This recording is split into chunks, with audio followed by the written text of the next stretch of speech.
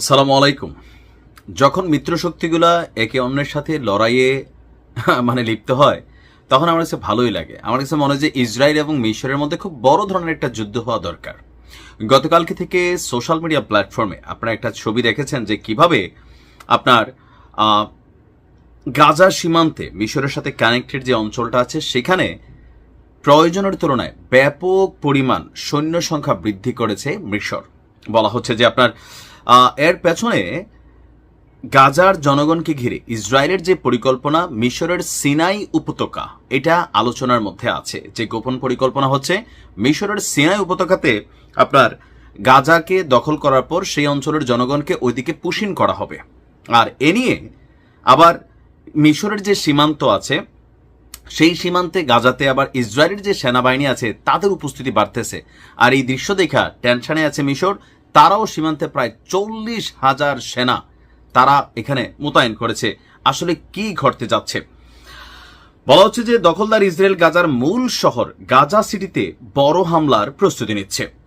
Israeli সেনাদের হামলার কারণে গাজার মানুষকে মিশরের উত্তর সিনাই উপত্যকায় প্রবেশের চেষ্টা করতে পারে এমন আশঙ্কা থেকে দেশটি নিজেরাই নিজেদের সীমান্তে সেনা সংখ্যা বাড়িয়েছে, যেন গাজার মানুষ ভুলেও আপনার মিশর দিয়া ঢুকতে না পারে, তারা গাজাতেই থাকে, এখানে যেন তারা সলিল পতন আপনারা তাদের হয়ে যায়।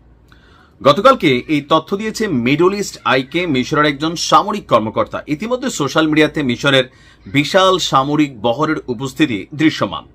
উত্তর সিনাইয়ে এখন 40,000 সেনা মোতায়েন করা হয়েছে, যা ইসরায়েল এবং মিশরের মধ্যে যে চুক্তি আছে 1979 সালের শান্তি চুক্তির আওতায়, যে মিশর তাদের এই সীমান্তে কি পরিমাণ সেনা মোতায়েন করতে পারবে এটা একটা চুক্তি আছে। সেই চুক্তিকে ভঙ্গ করে এখন মিশর সেখানে অতিরিক্ত সেনা মোতায়েন করেছে।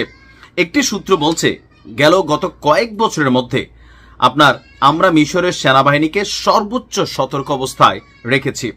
প্রেসিডেন্ট আবদেল ফাতাহ আল সিসির সরাসরি নির্দেশনায় উপত্যকা সিনাইয়ের দিকে সেনা মোতায়েন করা হয়েছে।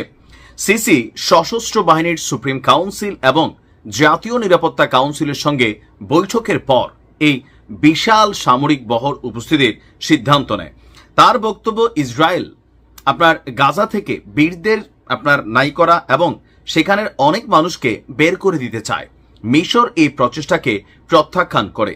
মিশরের সেনারা সিনাইয়ের বিভিন্ন জায়গায় অবস্থান নিয়ে আছে। সীমান্তবর্তী এই অঞ্চলটিকে জোন সি বলা হয়, সেখানেও ব্যাপক সেনা রয়েছে। মিশরীয় সূত্রটি বলছে সীমান্তে বাড়তি সেনা মোতায়েনের ব্যাপারে অলরেডি ইসরায়েলকে বলা হয়েছে। তাদের বলা হয়েছে শুধুমাত্র নিজস্ব সেনা প্রতিরক্ষার জন্যই সীমান্তে সেনা উপস্থিতি বাড়ানো হয়েছে।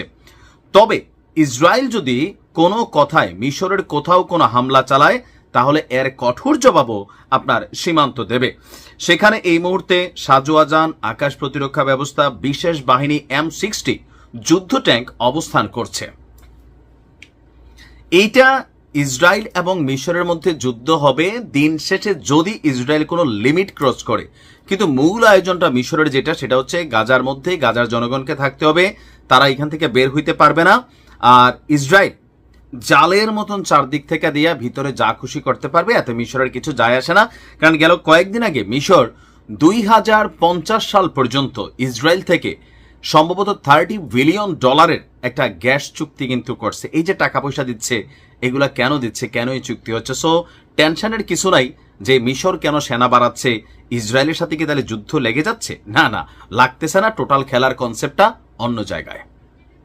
আল্লাহ হেফাজত করুক আমাদের ভাইদেরকে। ভালো থাকুন।